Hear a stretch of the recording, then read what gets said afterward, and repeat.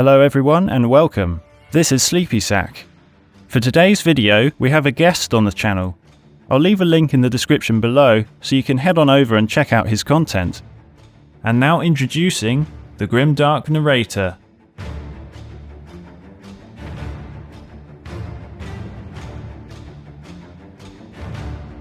Among the ranks of the Adeptus Astartes, there are a select few possessing a heightened affinity for technology. Their understanding of the ancient workings of war machines surpasses all others in the chapter. These gifted individuals are then sent to Mars, where they begin their journey of being inducted into the machine cult, and thus become Techmarines. The training received by the aspiring Techmarines is in accordance with an ancient accord made with the Adeptus Mechanicus. To develop the necessary skills, the Space Marine must train for a period of 30 years on Mars, where they learn how to repair and maintain every type of Astartes weapon and machine. They also learn to master the workings of the mysterious machine spirit. Without all this knowledge, the Space Marines would not be able to maintain their technologically advanced war machines, and their military might would greatly suffer as a result. Upon returning to the chapter, a Techmarine becomes the curator of a chapter's armory, taking care of their equipment as if it had a living soul. They are pledged by blood to the chapter, but in spirit they are bound to the Omnissiah. Due to their split loyalty, the Techmarines often withdraw deep into the chapter forges, where they find solace by focusing entirely on their work in isolation. They usually keep their contact with the other Space Marines in the chapter to a minimum. Most of the chapters are actually happy with this approach, as the idea of dual loyalty can often create some suspicious thoughts. Because of this, it is rare for a Techmarine to rise in the rankings of the chapter. Exceptions do exist, however, such as the Iron Hands chapter, with their infamous belief of the flesh is weak, and they closely emulate the faith of the Adeptus Mechanicus cult of the machine. Despite the suspicion created by their dual loyalty, the Techmarines are nevertheless seen as a critical element of the chapter. Their arcane skills are held in the highest regard, and their brothers are well aware that without the Techmarines, the repair and maintenance of their powerful weapons would not be possible. The main objective of a Techmarine is to ensure that all the equipment of a Space Marine is well maintained and fully operational. Not a single piece of war gear is neglected, because such an act would be seen as a failure of duty. The difference between a poorly maintained and a well-maintained bolter can definitely make the difference between life and death for a Space Marine. In addition to operating machines themselves, the Techmarines are often tasked with carrying out field repairs on damaged equipment or vehicles.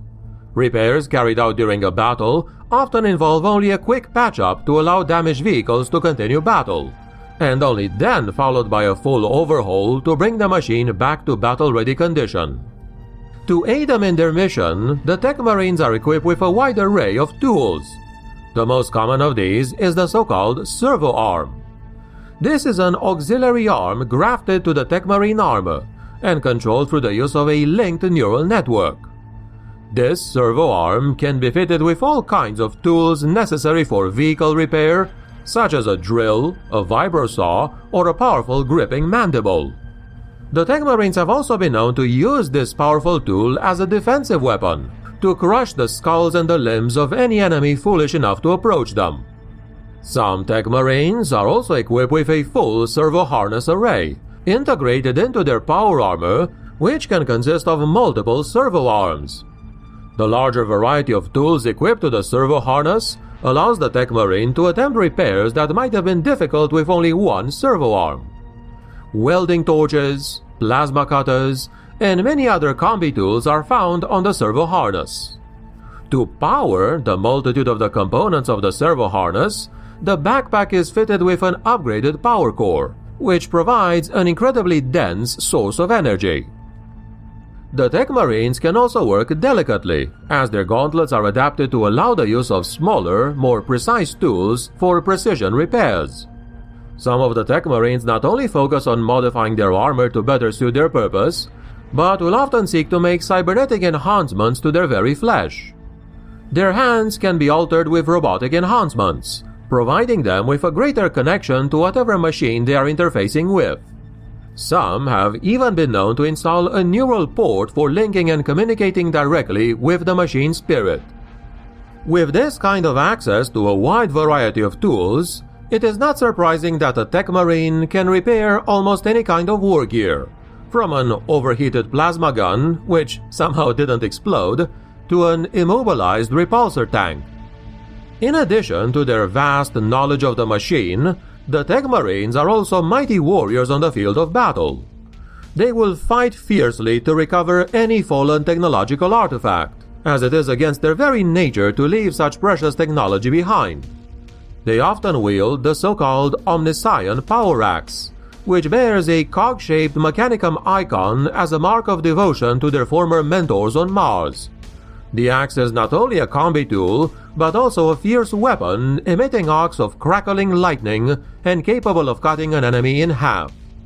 Techmarines are also fitted with durable artificer armor, which protects them from harm and prevents them from being interrupted. The armor is traditionally painted red as a symbol of their bond with the Adeptus Mechanicus, with one shoulder plate displaying their chapter symbol and remaining in their chapter's colors. There are some exceptions though, with the Iron Priest of the Space Wolves, for example, who choose to remain in their original chapter colors despite their training on Mars. It is common for a Techmarine to be accompanied by a unit of servitors to provide them with assistance on the battlefield, whether that assistance comes in the form of technical repairs or extra protection. After many years of experience and knowledge, a senior Techmarine from a chapter can be elevated to the position of Master of the Forge, and this guy is then placed in charge of overseeing the entirety of the chapter armory. A Master of the Forge possesses knowledge and skill which has been refined over hundreds of years, and rivals even that of senior tech priests of the Adeptus Mechanicus of Mars. Such is the depth of their experience that they can diagnose a problem with a machine spirit in a simple glance. On occasion, where the most ancient and venerable dreadnoughts are damaged in battle, for example, it is only the Master of the Forge that possesses the skill and experience to carry out such masterful repairs. Techmarines with this level of devotion are forever seeking to improve on existing vehicles or weapon designs to better suit the chapter needs. They will often submit new patterns to the Mechanicus, who, unfortunately, will only give their approval after a long and scrutinous examination, as they are afraid these blasphemous alterations of the existing mechanical form can anger the spirit of the machine. There are some Masters of the Forge who don't really feel that their design requires approval, and they go on ahead to share this pattern with fellow Techmarines of other chapters, bypassing the Mechanicus entirely. Although this practice is pretty much frowned upon by the Mechanicus itself. Of course, not all the Space Marine chapters regard their Master of the Forge in such a way.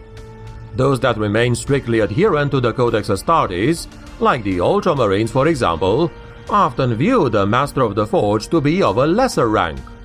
Chapters like the Iron Hands, on the other hand, pun intended, who embrace the rare advanced technologies of humanity with great enthusiasm, see the Master of the Forge as an honored position, almost on the same level as a chapter master. In addition to their responsibilities to maintain the chapter armory, a Master of the Forge is also tasked with the conservation of the chapter relics. Many of these relics are from ancient forgotten days, some predating even the Horus Heresy, and contain technology that was all but lost to the Imperium. As such, they are only entrusted to these heroic, revered individuals,